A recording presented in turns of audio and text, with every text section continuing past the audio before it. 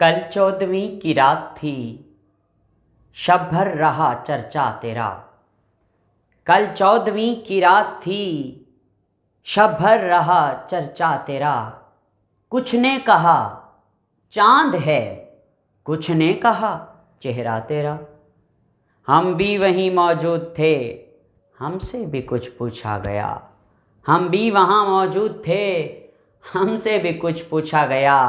हम चुप रहे और हंस दिए, मंजूर था पर्दा तेरा। बिस्मिल्लाहिर्रहमानिर्रहीम। हमारे टॉपिक का नाम है defects of Bohr atomic model. 5वें चैप्टर में बोहर एटॉमिक मॉडल की इतनी सारी चीज़ें पढ़ने के बाद कुछ इसके नुकाइस भी हैं, कुछ इसकी गलतियाँ, इस मॉडल की गलत बातें भी हैं, कुछ इसके नुक्स भी हैं जिन्हें आज हम एक्सप्लेन करेंगे। तो आइए शुरू करते हैं। सबसे पहला डिफेक्ट क्या है? Spectrum of multiple electron system. मतलब क्या है इस बात का, मैं आपको बता देता हूँ। देखें, हमने बोहर एटॉमिक मॉडल में जो स्पेक्ट्रम डिस्कस किया वो किसका स्पेक्ट्रम डिस्कस किया? हमने हाइड्रोजन स्पेक्ट्रम को डिटेल से स्टडी किया। अब हाइड्रोजन का जो एटम है ना, उसका एटॉमिक नंबर क्या है? 1, यानी इसके अंदर कितने इलेक्ट्रॉन हैं? 1 इलेक्ट्रॉन। ओके। इसी तरह मैं बात करता हूँ हीलियम की। हीलियम का एटॉमिक नंबर क्या है? 2। अगर मैं हीलियम के एटम में से एक इलेक्ट्रॉन निकाल लूँ तो हीलियम पर पॉजिटिव चार्ज आ जाएगा। 2 टोटल इलेक्ट्रॉन थे हीलियम में, एक निकाल लिया जिसकी वजह से पॉजिटिव चार्ज आया, तो अब हीलियम का आयन बन गया है। और इस आयन में कितने इलेक्ट्रॉन हैं? 1 इलेक्ट्रॉन है। हीलियम, उसके बाद लिथियम। लिथियम में टोटल 3 इलेक्ट्रॉन होते हैं। अगर 3 में से मैं 2 निकाल लूँ तो लिथियम पर +2 का चार्ज आयन बन जाएगा और 1 इलेक्ट्रॉन इस लिथियम में बच जाएगा। इसी तरह मैं बेरिलियम की बात करता हूँ तो बेरिलियम के पास टोटल 4 इलेक्ट्रॉन हैं। अगर मैं बेरिलियम में से 3 इलेक्ट्रॉन निकाल लूँ तो बेरिलियम पर +3 का चार्ज आएगा और 3 निकालने से बाकी कितना बच जाएगा? 1 इलेक्ट्रॉन बच जाएगा। आप देखें, इन चारों में एक एक इलेक्ट्रॉन है। हाइड्रोजन के एटम में, हीलियम के आयन में, लिथियम और बेरिलियम के आयन्स में, इन सब में 1 इलेक्ट्रॉन है। और याद रखना, हाइड्रोजन ये जो बोहर है, बोहर के मुताबिक जो बोहर का मॉडल है वो 1 इलेक्ट्रॉन रखने वाले सिस्टम के स्पेक्ट्रम को एक्सप्लेन कर सकता है। यानी ऐसे एटम और आयन जिनमें सिर्फ 1 इलेक्ट्रॉन होगा, उनके स्पेक्ट्रम को एक्सप्लेन करेगा बोहर का मॉडल। और अगर ऐसे एटम जैसे कि हीलियम का एटम है जिसमें 2 इलेक्ट्रॉन हैं, जैसे कि लिथियम का एटम है जिसमें 3 इलेक्ट्रॉन हैं, इन 2, 3, 4 या मल्टीपल इलेक्ट्रॉन सिस्टम के स्पेक्ट्रम को हाइड्रोजन का मॉडल, बोहर का मॉडल पेश करने से कासिर है। यानी आपने पहले डिफेक्ट में क्या सीखा कि हाइड्रोजन बोहर का जो मॉडल है वो सिर्फ उन एटम्स या आयन्स के स्पेक्ट्रम को एक्सप्लेन करता है जिनमें सिर्फ 1 इलेक्ट्रॉन पाया जाता है। वो मल्टीपल इलेक्ट्रॉन या पॉली इलेक्ट्रॉन, एक से ज़्यादा इलेक्ट्रॉन वाले एटम्स के स्पेक्ट्रम को एक्सप्लेन करने से कासिर है। ये पहला इसका डिफेक्ट है। दूसरा डिफेक्ट क्या है मैं बताता हूँ। जब आप लोग स्पेक्ट्रम देखते हैं ना हाइड्रोजन का, स्पेक्ट्रम ऑफ हाइड्रोजन, तो उसकी कुछ लाइंस होती हैं जिनको आप क्या कहते हैं? Spectral lines. स्पेक्ट्रल लाइंस कहते हैं ना, ठीक है। ये मॉडर्न साइंटिस्ट कहते हैं, रिसर्च कहती है कि जब हमने spectral lines of hydrogen atom को हाई रेजोल्यूशन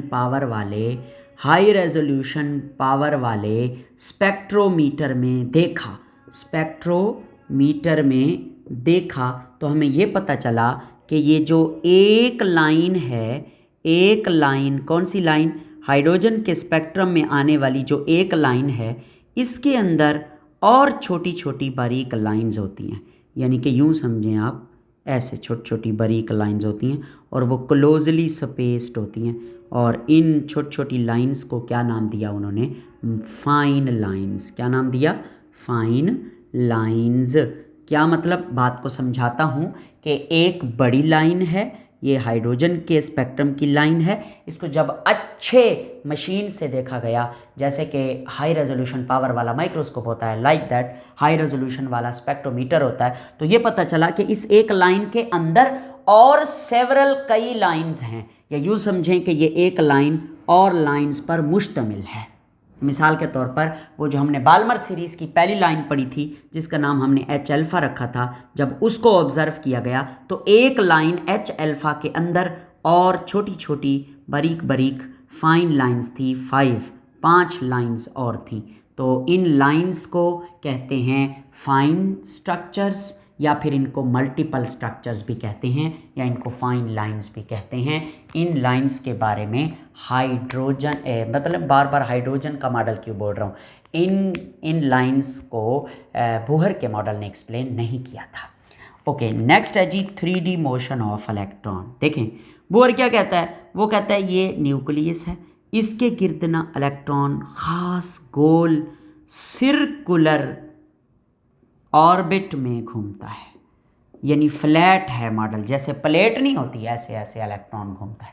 मगर रीसेंट स्टडी क्या बताती है, वो ये बताती है कि अगर ये न्यूक्लियस है ना तो इलेक्ट्रॉन यूँ घूमता है, इस तरह इस तरह इस तरह, हर तरफ 3 डायमेंशनल मोशन रखता है इलेक्ट्रॉन। समझाइए, देखें ये न्यूक्लियस अगर है ना, फ़र्ज़ करें ये न्यूक्लियस है तो इसके गिर्द इलेक्ट्रॉन ना इस तरह नहीं घूमता, इलेक्ट्रॉन यूँ घूमता है, ये देखें ऐसे ऐसे ऐसे ऐसे ऐसे, हर तरफ इलेक्ट्रॉन घूमता है। जैसे एक छोटी बॉल हो और उस बॉल के गिर्द आप धागा लपेट रहे हो, हर तरफ से यूँ ऐसे ऐसे ऐसे, 3 डायमेंशनल वे में। इस तरह नहीं घूमता, ऐसे ऐसे ऐसे जां जैसे पंखा घूमता है, यूँ नहीं घूमता। 3 डायमेंशनल वे में इलेक्ट्रॉन सर्कुलेट करता है, इस तरह से एंड सो ऑन। तो वो ये भी कहते हैं कि इनके जो दायरे होते हैं या जिन्हें ऑर्बिट कहते हैं वो यूं फ्लैट या सर्कुलर नहीं होते, बल्कि वो बेजवी होते हैं, इलिप्टिकल होते हैं, ओवल शेप के होते हैं। ये देख लें जैसे अंडा होता है ना, यूं ओवल शेप के। खैर ये बात भी हमें बोहर ने नहीं बताई थी, बाद में आके पता चली थी। नेक्स्ट है जी 2 इफ़ेक्ट हैं, एक का नाम है जीमान इफ़ेक्ट या जीमन इफ़ेक्ट, एक का नाम है स्टार्क इफ़ेक्ट। ये भी बोहर ने नहीं समझाए थे, बाद में आके पता चले थे। कैसे पता चले थे ज़रा देखना। देखें एक होता है हाइड्रोजन एटम, एक क्या होता है हाइड्रोजन एटम। जब हाइड्रोजन एटम को एक्साइट किया जाता है ना, एक्साइटेड किया जाता है। एक्साइटेड क्या होता है मैं बताता हूँ। ये हाइड्रोजन का एटम का न्यूक्लियस है, ये पहला शेल है, ये दूसरा शेल है, ये तीसरा शेल है। इलेक्ट्रॉन जब एनर्जी गेन करता है तो वह हाई एनर्जी स्टेट पर चला जाता है, जिसको एक्साइटेड स्टेट कहते हैं। तो एक्साइटेड हाइड्रोजन एटम को, जो एटम एक्साइट हो चुका हो, यानी जिसमें इलेक्ट्रॉन एक्साइटेड स्टेट पर जा चुका हो, उस एटम को आप रखें मैग्नेटिक फील्ड के अंदर। कहाँ पे रखें? मैग्नेटिक फील्ड के अंदर, यानी उसके इर्द गिर्द मैग्नेट लगा दें, एन और S, north pole south pole, magnetic field के अंदर रखें। ठीक है, तो क्या होगा? तो होगा ये कि ये जो इलेक्ट्रॉन जो एक्साइटेड स्टेट पे चला गया है, जब ये वापस अपने घर में आएगा तो ये कोई ना कोई फोटॉन या लाइट तो इमिट करेगा। ठीक है, हाँ करेगा। जब इस लाइट का आप स्पेक्ट्रम बनाते थे तो वो एक लाइन आता था ना, एक लाइन। मगर अब जब आप एक्साइटेड हाइड्रोजन एटम को मैग्नेटिक फील्ड के अंदर रख देते हैं, तो जब इलेक्ट्रॉन वापस आता है और लाइट निकलती है तो एक लाइन जो स्पेक्ट्रल आनी थी वो अकेली नहीं आती, बल्कि वो स्प्लिट होकर आती है। यानी एक लाइन की बजाय 3, 4 या 5 लाइनें आती हैं। 1 लाइन की बजाय एक लाइन जो है ना स्प्लिट होकर आती है, split into further lines, split into further मज़ीद लाइनों में जो है स्प्लिट होकर आती है एक लाइन, और इस बात को कहते हैं जीमन इफ़ेक्ट। सादा तरीके से सुन लें, अगर एक्साइटेड हाइड्रोजन एटम को कहाँ पे रखा जाए, मैग्नेटिक फील्ड के अंदर रखा जाए, तो उससे बनने वाली जो एक लाइन होती है स्पेक्ट्रम की, वो एक नहीं बनती बल्कि 3, 4, 5 लाइनें बनती हैं। वो एक ही लाइन टूट जाती है, इस तरह से लंबाई में स्प्लिट होकर छोटी छोटी लाइंस में टूट जाती है। तो इस इफ़ेक्ट को जिस साइंटिस्ट ने डिराइव किया था, जीमान, इसीलिए इसको जीमान इफ़ेक्ट कहते हैं। सेम काम यही करना है आपने एक्साइटेड हाइड्रोजन एटम को लेकर इलेक्ट्रिक फील्ड में रखना है, ना कि मैग्नेटिक फील्ड में। इलेक्ट्रिक फील्ड के दरमियान में जब रखेंगे, उसके गिर्द इलेक्ट्रिक फील्ड लगाएंगे, तो तब जो स्पेक्ट्रल लाइन आएगी वो एक नहीं आएगी बल्कि स्प्लिट होकर आएगी, 3 4 5 लाइनें आएंगी। जैसे कि मैं बात करता हूँ सोडियम की लाइंस की, Na की जो लाइंस होती हैं, मैंने आपको बताया था स्पेक्ट्रम वाले टॉपिक में कि सोडियम की जो लाइंस होती हैं ना, सोडियम की लाइंस वो 2 होती हैं, 2 येलो लाइंस होती हैं, येलो लाइंस होती हैं सोडियम की। अब एक लाइन ये है, एक लाइन ये है। जब सोडियम के एटम को आप लोग कहाँ रखेंगे, इलेक्ट्रिक फील्ड के अंदर या मैग्नेटिक फील्ड के अंदर, तो ये वाली एक लाइन नहीं आएगी, ये इस एक लाइन की बजाय 4 लाइनें आएंगी, या इस एक लाइन की बजाय 5 लाइनें आएंगी। यानी कि एक लाइन टूट जाती है, फर्दर स्प्लिट हो जाती है मुख्तलिफ लाइंस में। इसको स्टार्क इफेक्ट कहते हैं। काम सेम है, बात सेम है, कॉन्सेप्ट सेम है, सिर्फ एक चीज़ का फ़र्क है। अगर आप मैग्नेटिक फील्ड में रखेंगे तो उसको ज़ीमान इफेक्ट कहेंगे, अगर आप इलेक्ट्रिक फील्ड में रखेंगे तो उसको स्टार्क इफेक्ट कहेंगे। इसको शॉर्टकट में मैं बच्चों को यूँ याद करवाता हूँ, MZ और ES, ये याद कर लें। MZ, M से मैग्नेटिक फील्ड, Z से ज़ीमान इफेक्ट, E से इलेक्ट्रिक फील्ड, S से स्टार्क इफेक्ट। अगर मैग्नेटिक फील्ड में है तो ज़ीमान इफेक्ट, इलेक्ट्रिक फील्ड में है तो स्टार्क इफेक्ट। क्लियर? और इन दोनों इफेक्ट्स को किसने एक्सप्लेन नहीं किया था? इन दोनों इफेक्ट्स को बोहर ने एक्सप्लेन नहीं किया था। लास्ट जो मॉडिफिकेशन है, यानी कि इस डिफेक्ट्स ऑफ बोहर मॉडल में जो लास्ट डिफेक्ट है वो है समरफेल्ड कंट्रीब्यूशन। 1915 में ये बंदा कहता है कि झूठ बोलता है बोहर कि ये न्यूक्लियस है तो इसके गिर्द जो है ना इस तरह से ऑर्बिट होता है गोल। वो कहता है नहीं, न्यूक्लियस अगर सेंटर में है तो इस तरह से ऑर्बिट होगा, यूं इस तरह से ऑर्बिट होगा, या फिर इस तरह से ऑर्बिट होगा, या फिर इस तरह से ऑर्बिट होगा। यानी वो कहता है ऑर्बिट जो है वो इलिप्टिकल होता है। इलिप्टिकल लफ्ज़ क्या है? इलिप्टिकल होता है।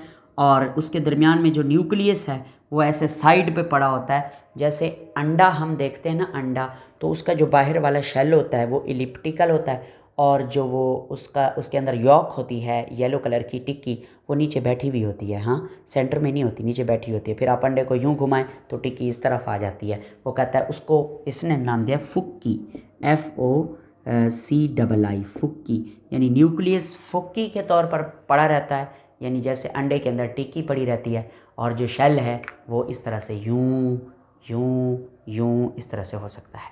इसको समरफेल्ड का कॉन्सेप्ट कहते हैं, या फिर इसको मॉडिफिकेशन ऑफ बोहर मॉडल भी कहते हैं। तो ये थे defects of Bohr atomic model, और ये लॉन्ग में भी आते हैं, तो आप इनको अच्छी तरह से तैयार कीजिएगा। कोई कमी पेशी रहेगी हो तो उसके लिए माजरत खा हैं।